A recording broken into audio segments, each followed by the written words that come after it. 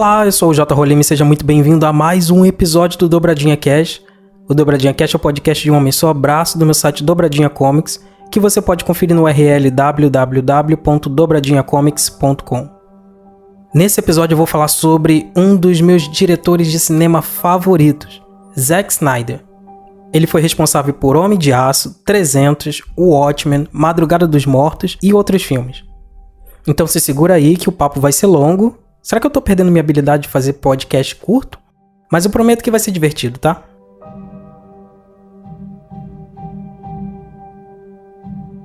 Se você assiste filmes baseados em quadrinhos, principalmente se forem sobre super-heróis, você certamente conhece Zack Snyder. E assim, eu nem digo sobre conhecer de já ter visto algo dele, mas de reconhecer o nome mesmo. Certeza que eu nem precisava te explicar quem é esse caboclo, porque durante esses anos o nome dele estava sendo dito por todo mundo. Mas se por algum motivo tu não tá ligando o nome à pessoa, Zack Snyder é o diretor dos divisivos filmes da DC Comics. Começando por Homem de Aço, depois indo pra Batman vs Superman e por último, Liga da Justiça. Isso sem contar que ele supervisiona os outros filmes da casa, até o filme que reunia toda a trupe. Ou seja, ele também foi responsável pelo visual e unificação de Esquadrão Suicida e Mulher Maravilha. Por que eu tô falando desse homem agora? Me pareceu uma boa hora pra falar da carreira desse cara, que é um dos meus diretores favoritos e principalmente o cara que eu mais gosto que adapta histórias em quadrinhos pras telas. No final do ano passado, ele se envolveu com um problema em relação ao filme da Liga da Justiça, teve uma tragédia na família, que eu vou falar mais pra frente, e foi demitido da Warner no início do ano de 2018. Isso me fez perceber que dava pra contar um pouco da história do cineasta como surgimento, ascensão e queda de um diretor de filmes baseados em quadrinhos.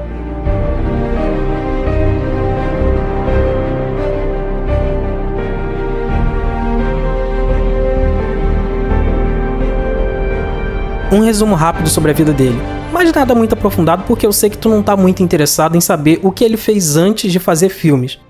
Zequinho nasceu em 1966 em Green Bay, Wisconsin, nos Estados Unidos. Antes de fazer filmes, o Snyder era reconhecido por fazer comerciais de TV no período dos anos 90 aos anos 2000. Desde essa época ele já trazia sua maior assinatura, o estilo. Sua maneira de filmar com câmeras lentas e um visual estilizado, com cores escuras, acinzentadas, pouco saturadas e com alto contraste era sua identidade estética. Eu vou deixar na postagem desse podcast alguns dos comerciais dele, como o da BMW, e você já vai reparar que desde essa época o visual da direção já era reconhecível.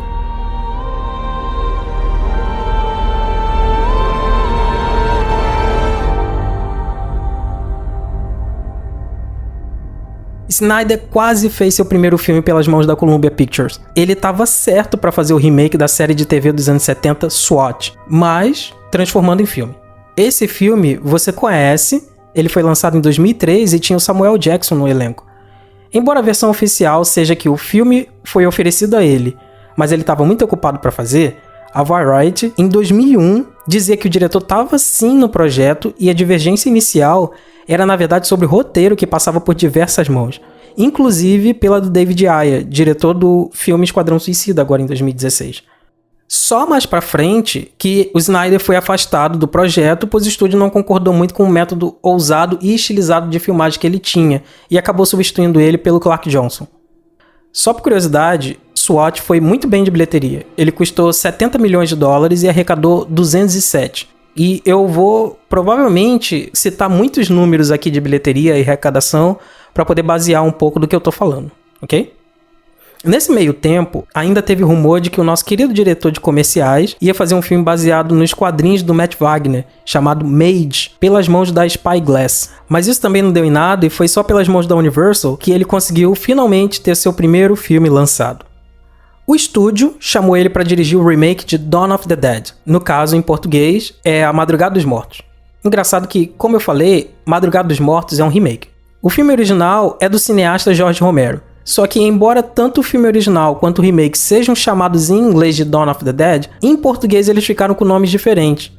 Enquanto o filme, de 1978, dirigido pelo George Romero, estreou aqui no Brasil e recebeu o nome de Despertar dos Mortos, o filme do Zack Snyder, em 2004, recebeu o nome de Madrugada dos Mortos. Curioso, né? É um daqueles casos bizarros que o Brasil muda o nome do filme sem necessidade. Se bem que esse nem é o pior exemplo de mudança de nome de filmes, mas deixa eu me focar na vida do Zequinha antes que eu saia do tema. Ainda em Madrugada dos Mortos, Tu, que já assistiu o filme que eu sei, vai relembrar que a estética tão conhecida do Snyder não tá lá. Algumas cenas até tem um pouco, mas em geral o visual e a fotografia é muito mais natural.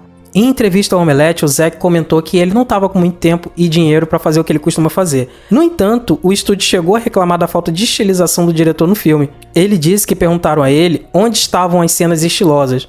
No entanto, segundo o cineasta, não tinha como.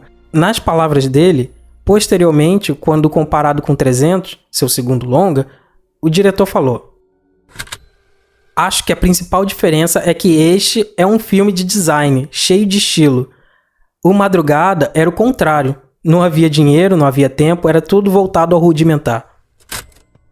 Ah, uma curiosidade aqui é que o roteiro do remake é do James Gunn, o atual diretor dos filmes dos Guardiões da Galáxia da Marvel. Eu acho bem curioso ver que esses diretores de filmes de super-herói estão sempre se esbarrando por aí. Primeiro foi o David Ayer, agora o James Gunn.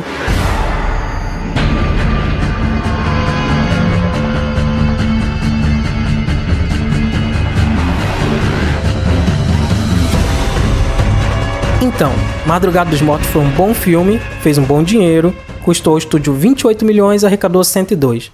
Nada mal para um diretor estreante no mercado. O produtor Gianni Nunari estava fascinado pelo período das grandes guerras da Grécia Antiga. Ele já estava lendo muita coisa sobre o período, tentou adaptar a Batalha de Troia, que acabou virando um filme estrelado pelo Brad Pitt, até se deparar com os materiais do Frank Miller. Na verdade, o que chamou a atenção dele foi exatamente o épico do Miller, Os 300 de Esparta. Quando Nunari leu aquilo, ele não teve dúvida, adquiriu os direitos da obra e ainda indicou aos seus companheiros de trabalho que aquela adaptação tinha que ser feita o mais fiel ao quadrinho, quadro a quadro se possível. Como Zack Snyder já tinha mostrado em outro estúdio que ele sabia trabalhar com orçamentos pequenos, tanto pela sua experiência em comerciais de TV quanto pela Madrugada dos Mortos, ele foi chamado para fazer um teste. Os produtores Gianni Nunari e Mark Kenton disseram se impressionar com a visão que o diretor tinha para o filme e daí foi correr para o abraço. Nosso lindo diretor disse que ele tinha a ideia de transportar quadro a quadro as cenas do gibi. Ele dizia que a maneira de filmar era alternar bastante entre câmera lenta e acelerada para gerar a sensação de como seria ler um gibi em que você tem quadros específicos de um ponto ao outro. Inclusive, ele até disse isso, dizendo que o propósito dele era fazer com que as cenas e desenvolvimentos delas chegassem aos quadros do gibi. Reza a lenda que todo dia ele levava a graphic novel debaixo do braço para o set para servir como key art para as cenas que ele filmava. O resultado você já sabe qual foi. Um filme empolgante pra caramba, repleto de cenas de ação, 170 frases de efeito por segundo, violento demais com cenas de lutas longas e super bem coreografadas, cores vibrantes que parece ter saído de um gibi, sangue estilizado, muita câmera lenta para valorizar os momentos épicos. O filme foi tão apaixonante quanto surpreendente. A Warner não imaginava que ele seria o sucesso tão grande que foi. Só pra você ter noção, o filme custou 65 milhões de dólares e arrecadou 456 milhões. Claro que depois disso a Warner colocaria o diretor no colo e deixaria ele fazer o que bem quisesse. Principalmente a Warner, que é tradicionalmente conhecida por ser um estúdio que gosta de trabalhar com os mesmos profissionais e que dá bastante liberdade pra eles. Por isso mesmo, você consegue imaginar que o próximo filme do Snyder seria pela Warner. E não deu outra. Então, se segura aí porque agora a gente precisa falar de Watchmen.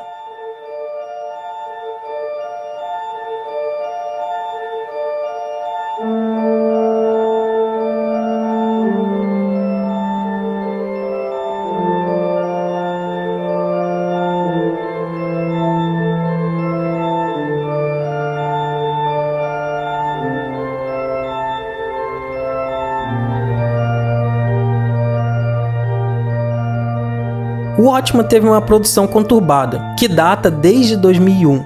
Na verdade, até antes disso. O Watchmen é um filme baseado numa minissérie originalmente publicada em 12 partes, lançada em 1986, escrita pelo Alan Moore e desenhada pelo Dave Gibbons. Ela conta a história de uma linha do tempo alternativa da década de 80, onde os vigilantes existiam e um único super-herói surge, o Dr. Manhattan. Beleza. Se você não assistiu ou não leu o gibi, essa sinopse é mais do que suficiente para você entender o que é. No mesmo ano de publicação de Watchmen, o produtor de cinema Lawrence Gordon adquiriu os direitos de produção do filme para a Fox. Ele pediu para o próprio Alan Moore escrever o roteiro, mas o Alan Moore, sendo o Alan Moore, se recusou. Um dia eu faço um episódio só sobre Alan Moore, mas basicamente entenda que ele odeia que os gibis que ele escreve sejam adaptados para o cinema. Ele também odeia que obras dele sejam mexidas, mas como eu falei, isso é papo para outro episódio. O gênio do gibi se recusando, Gordon teve que chamar outro para escrever o roteiro. O selecionado foi Sam Hamm, que ia fazer uma cagada gigantesca na história, ia mudar não apenas os rumos do gibi, como ia fazer um final envolvendo viagem no tempo, uma loucura só. E isso porque ele achava que o final original era muito confuso. A Fox desistiu de produzir o filme e dos direitos, o que fez o produtor Gordon procurar outro estúdio, nesse caso a Warner. Chegando lá, o diretor Terry Gilliam, que você deve conhecer pelo filme 12 Macacos, foi contratado para dirigir o longa. Algumas mudanças no roteiro foram feitas, a escolha do elenco estava sendo bem duvidosa, na minha opinião, mas por causa do último filme do Gilliam passar demais do orçamento ter sido um fracasso, só para você ter noção, o tal filme é As Aventuras do Barão... Eu não sei falar isso. Vamos tentar. Tenta comigo aqui. As Aventuras do Barão Munchausen. Acho que é isso. Munchausen. Será que é isso mesmo? As Aventuras do Barão Munchausen. Custou 46 milhões de dólares e arrecadou 8 milhões. É impressionante. Isso mesmo, ele deu prejuízo de pelo menos 38 milhões de dólares, e isso sem contar os custos de publicidade do filme. Com isso, a Warner ficou com medo e liberou apenas 25 milhões de dólares pro cara fazer o filme. Algo que fez o diretor Terry Gilliam achar uma merreca e abandonar o filme dizendo que era infilmável. Diz a lenda que quando o incansável Lawrence Gordon saiu da Warner e chegou na Universal, ele contratou o roteirista David Hayter para escrever e dirigir. Tu deve estar se perguntando a mesma coisa que eu, certo? Quem é esse cara? Bem, ele é um quase ator, e eu não tô desmerecendo ele, mas é que ele só teve um papel importante num filme que ninguém lembra, chamado Guyver, o Herói das Trevas, em 1994. E esse David Ayer era o protagonista, pelo menos isso, né? Justiça seja feita, Hayter é mais reconhecido pelos seus trabalhos de dublagem, tanto em animações quanto em videogame. Ele é um pouco conhecido por ser roteirista de alguns filmes como os 2 primeiros X-Men e o Escorpião Rei, aquele lá com The Rock. Pois bem, Hayter foi contratado para ser roteirista e diretor de Watchmen, algo que me preocuparia muito, já que o cara escreveu 3 filmes e dirigiu nenhum. Mas ao que parece, ele estava com um roteiro muito bom. As informações conflitam muito porque o próprio Hayter disse que o Alan Moore deu a bênção para ele, enquanto outras citações diziam que, apesar do Moore ter achado que o roteiro fosse próximo do original, ele ainda não veria ou apoiaria o filme. Eu acho difícil o Moore ter dado bênção, principalmente porque o autor tem o histórico de apoiar nenhuma obra sua sendo transportada para outras mídias. Me pareceu uma daquelas mentirinhas que a gente dá para dar uma promovida bacana no filme, saca? Mais pra frente, Hayter e os produtores se trataram por diferenças criativas e o diretor pulou fora do filme. E novamente o filme passou para outro estúdio, dessa vez a Paramount, que botou o Darren Aronofsky como diretor. Eu não consigo falar o nome desse cara sem fazer uma longa pausa depois, porque o nome dele é muito difícil. Vamos lá. Aronofsky, tu conhece pelos filmes Hacking por um Sonho, que eu citei lá naquele podcast de músicas que eu escuto enquanto eu leio em quadrinhos, lembra? Ele também fez o filme A Fonte da Vida. Ele tava com as ideias estranhas de botar Tom Cruise e Joaquin Phoenix no filme, mas parecia que tava tudo certo, mas acontece que a Paramount queria dar um orçamento menor do que o Darren queria. Como não chegaram a um acordo, a Paramount devolveu os direitos e não fez o filme. Novamente, o filme voltou para Warner anos depois de já ter passado por lá. Dessa vez o estúdio não teve dúvida. Na primeira vez eles meteram o Terry Gilliam para dirigir o filme, só que agora eles tinham um diretor novato que havia acabado de emplacar um sucesso com um orçamento pequeno. Era ele mesmo, Zack Snyder. Como ele tinha acabado de dar uma boa grana para Warner com 300, quando o projeto de Watchmen voltou para Warner, ela não pensou 2 vezes. Colocou o Zequinha na jogada e esse foi o responsável pela realização do filme. Diz o Snyder que de cara ele não aceitou não. Ficou algumas semanas pensando se faria, porque para ele essa era uma obra complicada de ser feita. Mas depois de perceber que se ele não fizesse, outra pessoa faria, e as propostas dos outros estúdios eram tipo Viagem no Tempo, Watchmen no futuro, nos tempos atuais, colocar pôneis malditos como personagens, o diretor resolveu aceitar e fazer a versão mais fiel que ele poderia. Embora alguns fãs discutam, essa versão de Watchmen é a mais fiel que a gente tem noção do que poderia ter sido feita. Dentre todos os roteiros que foram apresentados durante essa jornada por estúdios, o que o Zack usou no final é o mais próximo dos gibis que poderia. Eu até concordo que muita gente argumenta que o Watchmen é infilmável, mas já que alguém tinha que fazer isso, então eu fico feliz que tenha sido ele. Eu, pessoalmente, amo o filme. Amo o estilo, amo o visual, a história. Eu até gosto do final, veja só. É um dos meus filmes favoritos de super-herói. Infelizmente, esse não foi um bom filme pro Snyder. Ele custou 130 milhões de dólares e arrecadou 185.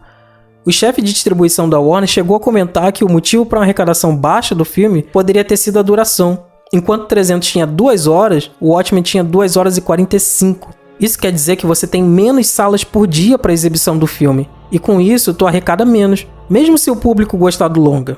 É por isso que você vê que filmes costumam ficar se cravando numa duração entre 1 hora e 50 até 2 horas e 20, para poder aumentar o número de sessões por dia. Apesar disso, o filme é até bem visto mesmo hoje em dia. No IMDb, ele possui uma nota de 7,6 de 10, e no Rotten Tomato, ele oscila entre 64% de aprovação pela crítica e 71% de aprovação pela audiência, o público geral. Então, ele não foi um fracasso real. Até a Warner não considerou ele um fracasso como o filme que ele lançaria mais pra frente.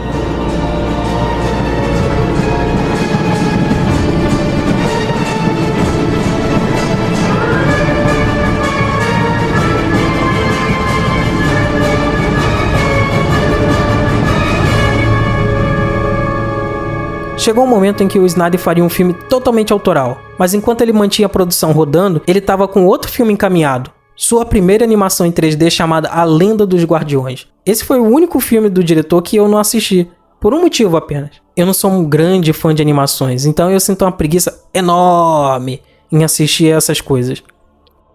A Lenda dos Guardiões é uma adaptação de uma série de livros que envolve corujas. Eu juro que eu não posso dizer muito mais que isso, porque, como eu disse antes, eu não vi o filme. A Warner conseguiu os direitos de adaptação disso em 2005, e depois do sucesso de Happy Feet, um filme com pinguins dirigido pelo diretor de Mad Max, George Miller, que quase fez um filme da Liga da Justiça, olha só. O estúdio colocou nas mãos da mesma empresa de efeitos visuais, a Animal Logic, a responsabilidade de fazer o filme com os predadores fofinhos alados. Segundo a equipe do estúdio, o projeto começou a ser desenvolvido 3 anos antes do lançamento, algo comum em animações que costumam ser projetos de maratona, que levam muito tempo. Nosso querido diretor de câmeras lentas foi uma vez visitar o estúdio lá na Austrália e viu uma arte de uma coruja de armadura. Ele achou aquilo maneiro pra caramba e quis saber o que era.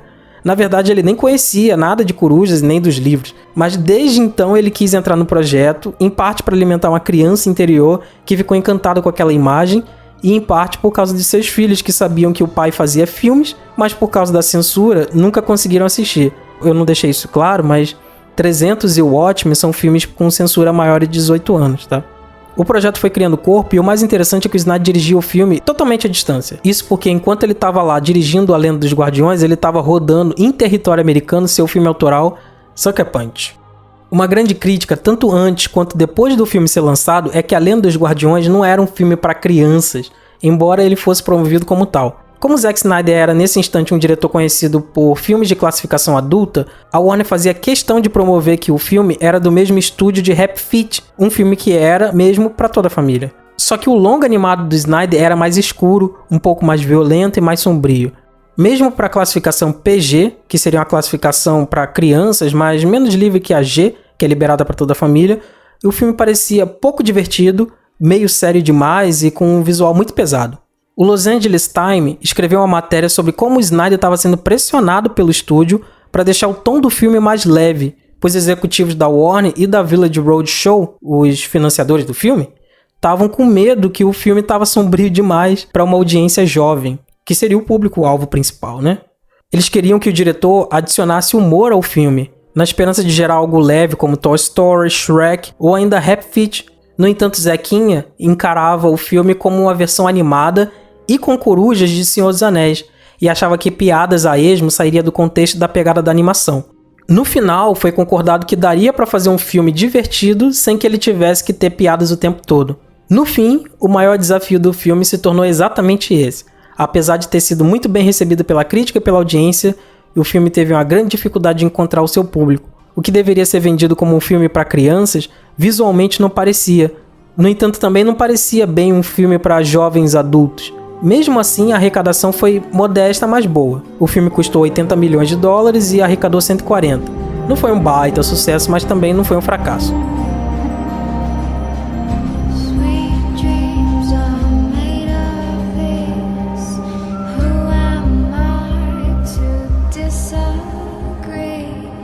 Travel the world and the seven seas.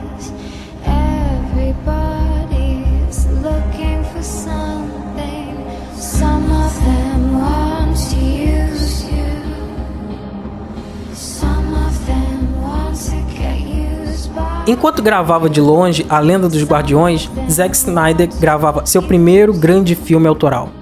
Uma aventura que muitos resumiriam, inclusive ele mesmo, como Alice no País das Maravilhas com metralhadoras.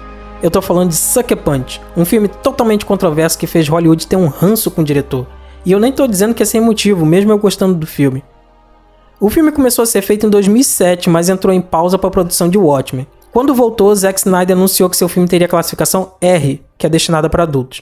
No entanto, perto do lançamento do filme, ele mudou a classificação para PG-13, que seria contraindicado para menores de 13 anos, cortando assim diversas cenas que a MPAA, o órgão que determina a classificação indicativa baseada no conteúdo do material, achou inadequada. Acho que aí começou o primeiro e mais fatal erro do filme. Sucker Punch não é uma história familiar, é pesado, usa alegorias para maquiar a monstruosidade que está acontecendo de verdade. Se você não sabe sobre o que se trata o filme, eu vou te explicar mais ou menos. A história gira em torno de Baby Doll, uma garota de 20 anos, que não é bem uma garota, já é uma mulher, né? Que presenciou a morte de sua mãe pelas mãos de seu padrasto. Intitulado simplesmente como Cara Mal, usou as evidências do crime para incriminar Baby Doll e ainda se aproveitou para interná-la em um sanatório para doentes mentais dirigidos por Blue Jones. A história apresenta violência sexual, abuso físico e psicológico e assédio contra as mulheres. Pessoalmente, eu achei uma excelente ideia você ter um tema tão complicado e delicado sendo tratado dessa maneira, mas nem todo mundo encarou da mesma maneira e eu até entendo o motivo. Para muitas mulheres, o caso de violência foi abordado de uma maneira bem leviana, que o empoderamento feminino que acontece no filme não é empoderamento nenhum, mas sim uma simples maneira de fazer as personagens suportar tudo de terrível que está acontecendo com elas. Outra crítica pesada, semelhante à Lenda dos Guardiões, é que o filme não seria adequado para a classificação que ele estava. Por mais que a MPAA aceitasse que o filme fosse PG-13, os pais não gostaram da ideia de um pré-adolescente assistir filme de violência sexual e psicológica, ou ainda de temas tão sexualizados. Parecia simplesmente errado deixar seu filho assistir um filme que parecia cultuar essa temática. Talvez se o Zack Snyder tivesse deixado a classificação R, como ele tinha ideia lá no início, o filme tivesse uma recepção melhor, já que o público destinado a ele não sofreria com problema temático. O resultado disso foi visto na bilheteria. Se até o momento Zack não tinha dado prejuízo, Sucker Punch foi um fracasso. Dos 82 milhões de dólares investidos no longa, apenas 89 foi arrecadado. Vale lembrar que nessas contas de orçamento nunca entra na matemática o custo de publicidade do filme, então é seguro dizer que Sucker Punch deu prejuízo para Warner.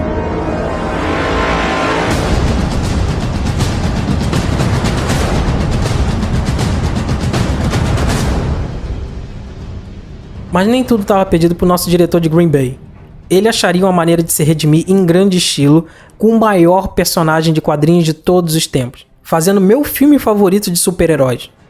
Isso mesmo, meu amigo. Em 2013, Zack Snyder faz a sua segunda obra-prima, o filme Homem de Aço, rebutando o universo de Superman para as telas de uma maneira linda e impressionante.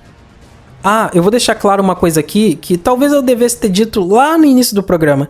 Isso aqui não é um dossiê ou uma biografia imparcial. Eu amo o Zack Snyder, eu adoro os filmes dele e eu vou sim puxar a sardinha pra falar bem das obras dele, principalmente dessa aqui agora. Eu sou louco pelo filme Homem de Aço, então vai ficar bem claro daqui em diante que eu vou rasgar muita seda pro filme. Mas, como até agora, eu vou tentar falar alguma coisa sobre os bastidores do longa, em vez de dissecar ele como um sapo em aula de biologia americana. Seguindo em frente, obviamente Snyder não foi a primeira escolha da Warner para esse filme. Na verdade, nem Henry Cavill, o ator que faz o Superman agora, foi a primeira escolha. A escolha para o Escoteirão Azul era o ator de True Blood, Joey Manganiello, mas como ele ainda estava ocupado com a série de TV, tiveram que buscar outro. Henry Cavill era uma figurinha repetida nos testes para ser o Homem de Aço. Quando a Warner jogou nas mãos do J.J. Abrams a missão de fazer um filme do Superman, no páreo pro papel estava o Matt Boomer, da série de TV White Collar, e o Henry. Henry acabou levando a melhor, fez os testes com o uniforme, mas o projeto acabou definhando e morreu antes de ser lançado. Então, quando Bryan Singer fez o Superman o Retorno, ele até cogitou colocar o Henry Cavill como Homem de Aço. Mas ele achou que o ator era muito forte, ele queria um ator que tivesse a aparência maior com a do Christopher Reeve. E assim ele colocou o Brandon Routh no lugar. Por fim, como Joey Manganiello não pôde aceitar o papel para fazer o filme do Zack Snyder, Henry Cavill finalmente pôde interpretar o primeiro super-herói de todos nas telas. Como eu falei, nem o Snyder era a primeira escolha. O motivo você já deve entender, né?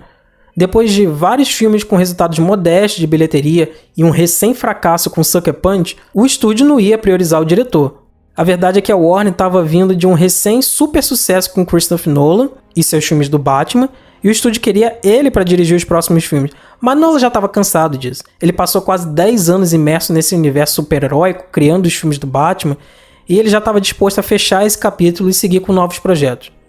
Então ele não tinha muito interesse de continuar fazendo isso. Guilherme Del Toro foi abordado para fazer o filme, mas ele estava comprometido em fazer o filme baseado na história do Lovecraft, chamado Nas Montanhas da Loucura. Contudo, esse filme nunca saiu. Até onde eu sei, pelo menos. Dos diretores considerados, a gente teve o Robert Zemeckis, Ben Affleck, Darren Aronofsky, Duncan Jones, Matt Reeves e Tony Scott. No fim, Aronofsky diz que o Zack Snyder foi escolhido porque o roteiro do David Goyer estava apressado e uma zorra total. E o estúdio queria alguém que não precisasse passar meses ou até anos arrumando o roteiro para começar a filmar. Nesse ponto, o Zack parecia o cara perfeito para resolver isso rápido e filmar o quanto antes. Em 2013 estreou Homem de Aço, e eu nem sei a sua reação com o filme, mas a verdade é que ele foi uma ótima maneira do cineasta se redimir com o estúdio. O longa teve uma ótima bilheteria e foi sucesso suficiente para a Warner voltar a botar fé no diretor. Mas antes que você mencione o argumento de alguém porque Homem de Aço fez apenas, e eu boto aspas nesse apenas, 660 milhões de dólares e custou para o estúdio 225, vale lembrar que os primeiros filmes de super-herói costumam ter arrecadação baixa, se comparado aos bilionários filmes como Vingadores ou Batman, o Cavaleiro das Trevas. O aclamado Homem de Ferro, de 2008, fez 580 milhões e custou 140. Capitão América, que tem um conceito com o público geral igual ao Superman, herói patriota, certinho e bom moço, fez 370 milhões e custou também 140. Até o nosso favorito Batman Begins, cujo resultado fez a Warner apostar na visão do diretor Christopher Nolan, fez apenas 370 milhões e custou 150. Se você considerar esses números e parar para pensar que esses estúdios deram um sinal verde para continuar produzindo mais, Homem de Aço foi sim um bom filme. Fez dinheiro suficiente para render um bom lucro e estava dentro da média dos filmes de começo.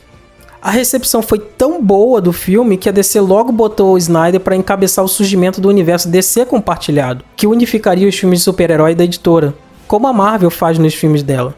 Na cabeça do estúdio, tinha tudo para dar certo. Christopher Nolan era o produtor dos filmes, o roteirista dos filmes Batman e do Homem de Aço, David Goyer, continuaria envolvido e Zack Snyder, que era um diretor muito promissor, carregaria o universo DC nas costas. Então, você não se espantaria ao receber a informação de que a sequência de Homem de Aço se tornaria, na verdade, um filme de união de Batman e Superman. Mas aí também começa a complicar as coisas.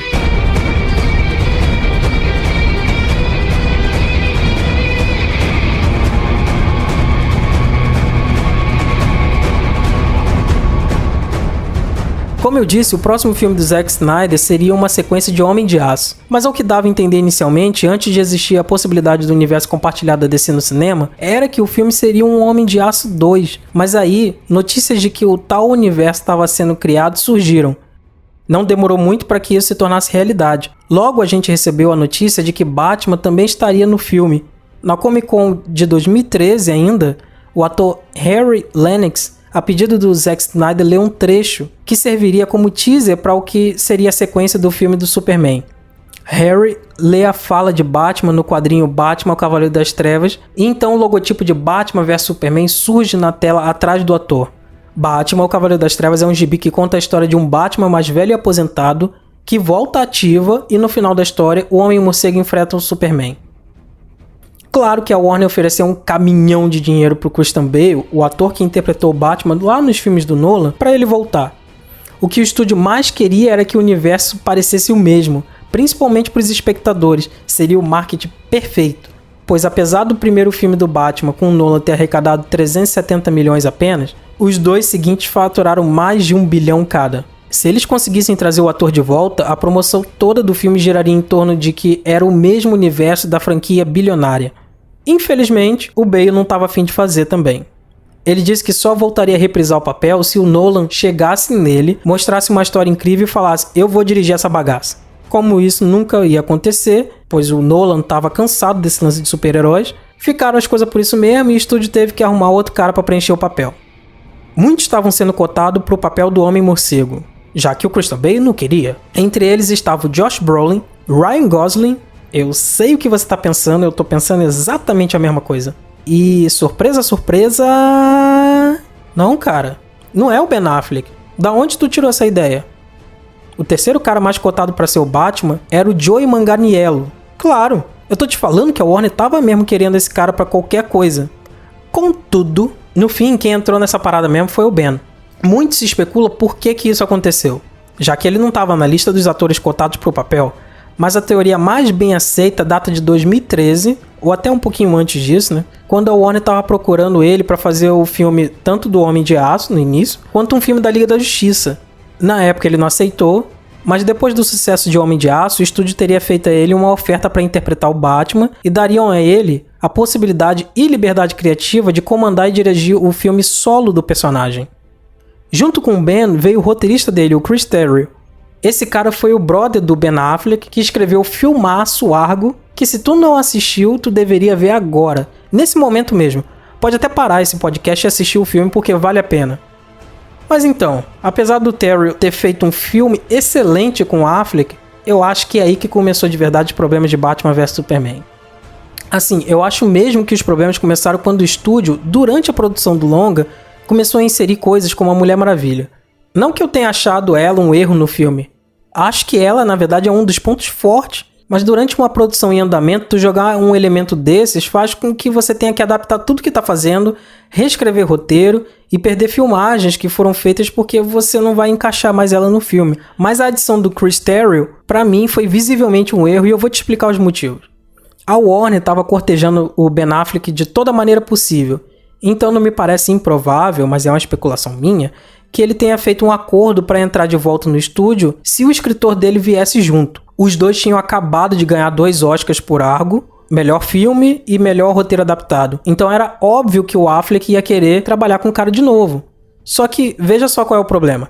Lembra que quando eu citei lá atrás que a Warner queria meter o David Hayter como roteirista e diretor de Watchmen, sendo que o cara tinha praticamente nada no portfólio dele para sustentar essa posição? Com o Chris Terrio, acontece praticamente a mesma coisa. O cara é praticamente um novato na indústria. Olha só o currículo dele.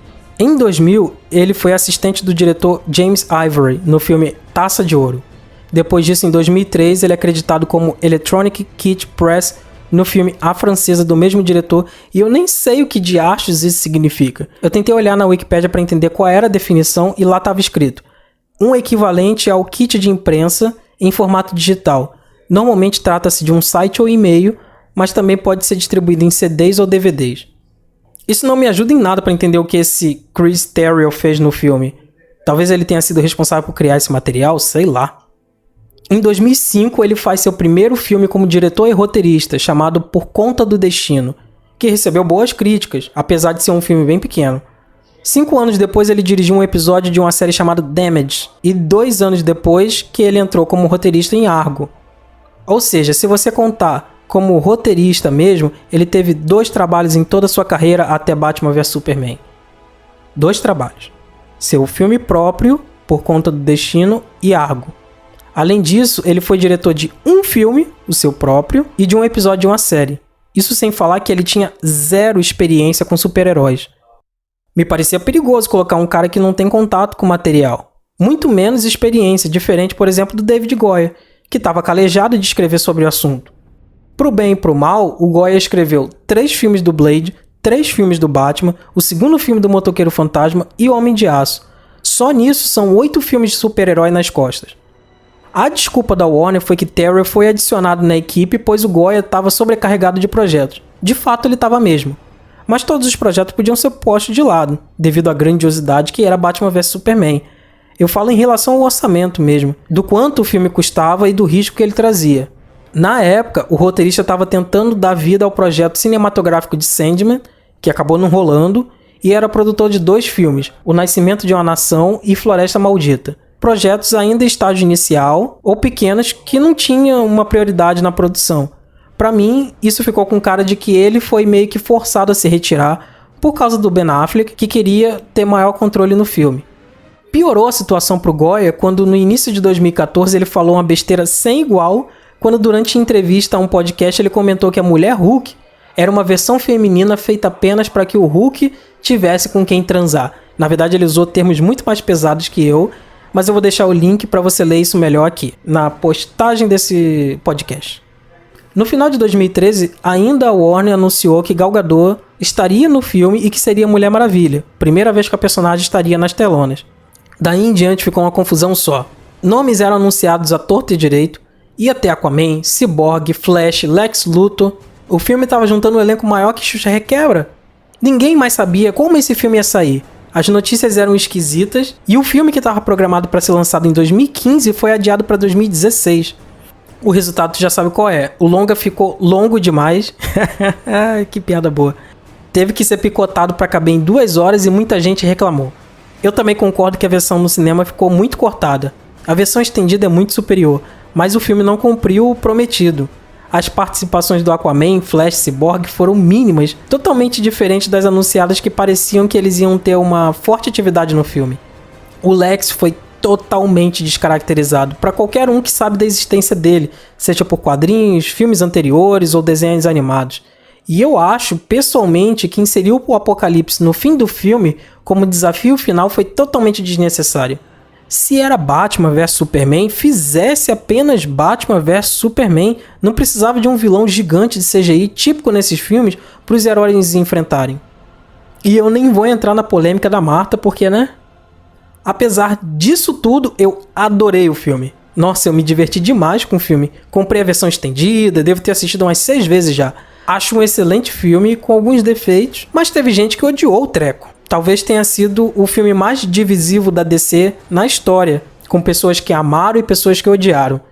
A visão do Snyder pareceu ter sido um pouco deturpada no meio dessa confusão toda que foi a produção de Batman vs Superman, e reza a lenda que a Warner queria já tirar ele do comando. Mas embora Batman vs Superman não tenha sido o sucesso que eles esperavam, nem de longe foi um fracasso.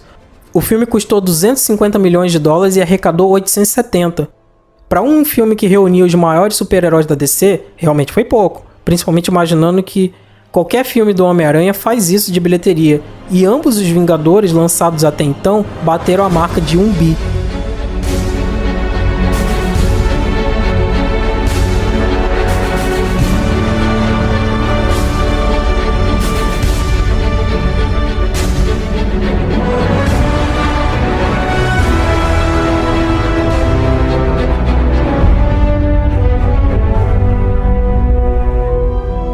A Warner não quis cancelar o acordo com o Zack e ainda permitiu que ele continuasse por mais 2 filmes. Só que o estúdio visivelmente meteu uma pressão no cara para que o filme não saísse como Batman vs Superman. A interferência começou a aparecer mais. Jeff Jones, cabeça da editora DC Comics, já tinha sido chamado para dar pitacos em Batman vs Superman, mas o filme já estava com bom andamento quando ele entrou no projeto. A ideia agora era que ele tomasse o controle do universo cinematográfico da DC a partir daí, mas não parece que isso aconteceu, né? Esquadrão Suicida teve forte mudança depois das críticas severas de Batman vs Superman e acabou se tornando um filme esquisito demais. Que o primeiro trailer parecia ser sombrio e obscuro, mas quando foi lançado ficou bobo e metido a engraçadinho. Eu achei o filme ok, mas eu entendo quem odiou. O filme perdeu muito da identidade que ele estava mostrando no trailer, mas apesar disso ele arrecadou uma boa grana. Logo em seguida, Mulher Maravilha estreou e arrebentou a boca do balão. Ótimas críticas e excelente bilheteria, tudo perfeito, parecia que havia finalmente esperança nos filmes da DC novamente. Só que aí começaram as notícias estranhas de Liga da Justiça. Primeiro, a Warner anunciou diversos filmes da DC Comics, como Flash, Aquaman, Tropa dos Lanternas Verdes, Cyborg. Depois as notícias começaram a surgir de que o Flash perdeu os diretores, a Tropa estava meio incerto, Cyborg não parecia ser uma promessa válida, o ator The Rock começou a anunciar que faria um filme também para DC, que seria o Adão Negro, vilão do universo do herói Shazam, que era chamado de Capitão Marvel antigamente. Só que esse filme do Adão não estava anunciado na previsão de filmes da Warner. Depois o cineasta, conhecido por dirigir os filmes dos Vingadores, Joss Whedon entrou na DC e disse que ia dirigir um filme da Batgirl, que também não estava anunciado. Mas no final de fevereiro de 2018 ele disse que largou o projeto porque nesse tempo todo ele não conseguiu pensar em nada para fazer para a personagem. Isso sem contar que a Liga da Justiça foi anunciada como 2 filmes, parte 1 e parte 2. Foi quando eu mencionei que a Warner ia dar chance para ele fazer mais 2 filmes. Mas quando foi chegando perto da data de lançamento, mudaram isso para que ele fosse um filme só. Cada vez que chegava mais perto de lançar o filme, o estúdio ficava com mais medo do que ele tinha em mãos e exigia uma mudança.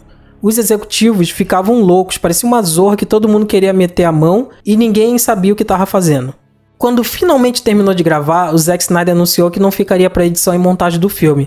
Ele iria se afastar para lidar com a tragédia na família. Sua filha Autumn Snyder havia se suicidado e o diretor continuou trabalhando mesmo assim. Mas quando terminou de gravar as cenas, ele se retirou para poder entrar em luto com a família. A Warner se aproveitou desse momento para escalar o Joss Whedon e refazer algumas cenas e mudar o tom do filme do Snyder, que para eles ainda estava muito sombrio. Isso gerou a polêmica do Superman, que eu vou explicar direitinho aqui agora, mas você já deve saber em detalhes. Quando o Snyder terminou de gravar, os atores entraram em outros contratos. O Henry Cavill, que faz o Superman, logo ingressou num outro filme, o novo Missão Impossível, e deixou crescer um belo bigode. Quando Joss Whedon pediu para ele voltar para regravar umas cenas, a Paramount proibiu que ele cortasse o bigode, o que fez com que o diretor recorresse à computação gráfica para apagar, mas com um orçamento limitado e tempo apertado, o resultado ficou deprimente, para dizer o mínimo. No bom português, claro, ficou horrível. Toda essa confusão se refletiu na bilheteria. Se Batman vs Superman tinha feito 870 milhões, Mulher Maravilha 820 milhões, Esquadrão Suicida 740, Liga da Justiça, que deveria ser um sucesso muito maior que todos esses filmes, fez apenas 650 milhões. Enquanto todo mundo especulava se Batman vs Superman era ou não um fracasso pela arrecadação, não tinha como ter dúvida. Liga da Justiça foi sim um fracasso de bilheteria. Só não deu prejuízo, mas um filme que reúne todo o universo DC não conseguiu arrecadar nem o que o Homem de Aço ou Mulher Maravilha conseguiram sozinhos, visivelmente é um fracasso. Os rumores começaram a se espalhar até que o inevitável aconteceu. A notícia de que Zack Snyder tinha sido demitido apareceu em todos os sites de cultura pop e cinematográfica. O jornalista que noticiou isso disse que o motivo do diretor ter sido afastado do Liga não foi pela sua filha ter se suicidado. Pelo menos esse não foi o único motivo, mas sim porque o estúdio tinha despedido ele. Então, esse foi o fim da era Snyder nos filmes de super-heróis pela DC Comics.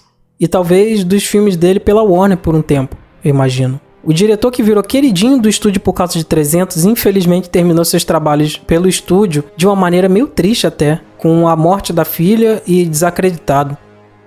Eu adorei a visão do Snyder para todos os filmes de super-heróis que ele fez. Homem de Aço é meu filme favorito do gênero, talvez seguido por Watchmen. Eu adoro o estilo dele, a maneira que ele tem para contar histórias, o quanto ele parece empolgado em trazer quadrinhos para as telas. Eu sou um grande fã do diretor, eu acho ele um dos melhores desses diretores de blockbuster. É uma pena que ele tenha sido demitido, ainda mais de uma maneira dessa, mas o que eu posso fazer nesse momento é agradecer pelos excelentes filmes que ele fez e desejar que ele continue criando mais. Eu imagino que você seja tão fã dele quanto eu, porque precisa gostar do cara para ouvir um programa enorme como esse, não é?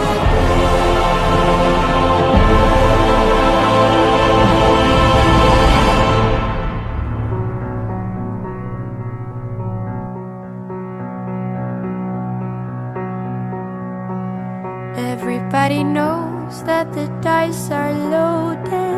Everybody rolls with their fingers crossed. Everybody knows the war is over. Everybody knows the good guys lost. Everybody knows the fight was fixed. The poor stay poor, the rich get rich. Então chega ao fim de mais um episódio do Dobradinha Cast. Nossa, esse episódio ficou longo de verdade, não acha? Minha intenção não era fazer um programa tão longo, mas é que conforme eu lia sobre os filmes, eu achava tanta coisa interessante que eu não conseguia deixar de fora. Eu acredito que eu trouxe informações bem legais sobre o Zack Snyder pra você, e principalmente que algumas delas não são tão divulgadas. Eu mesmo não sabia que ele tinha quase feito um remake de SWAT. Fiquei surpreso com isso. Não deixa de acompanhar o Dobradinha Comics no site www.dobradinhacomics.com. Obrigado pela paciência e valeu!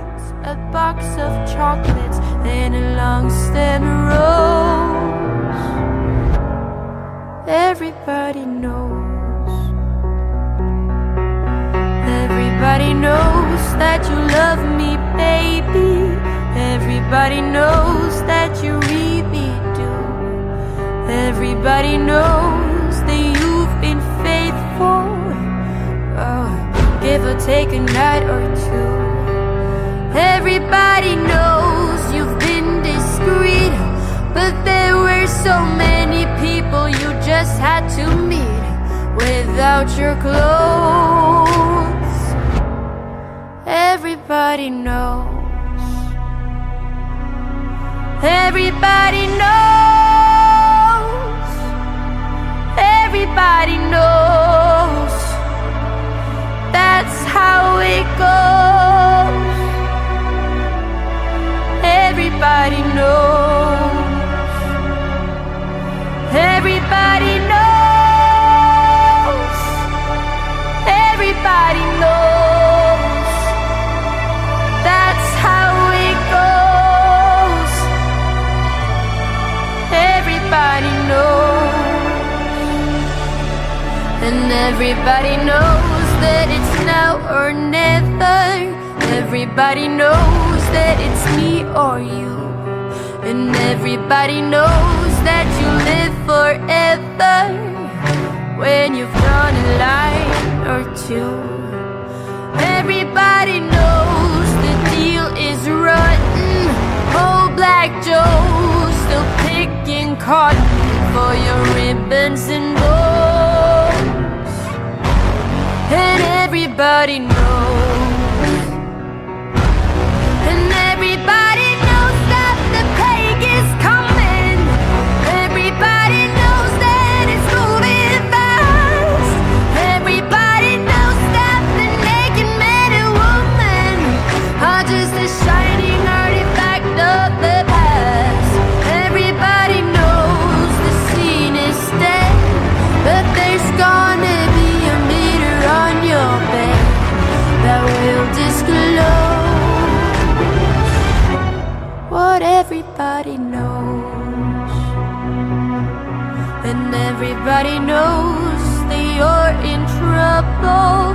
Everybody knows what you've been through, from the bloody cross on top of Calvary to the beach of Malibu. Everybody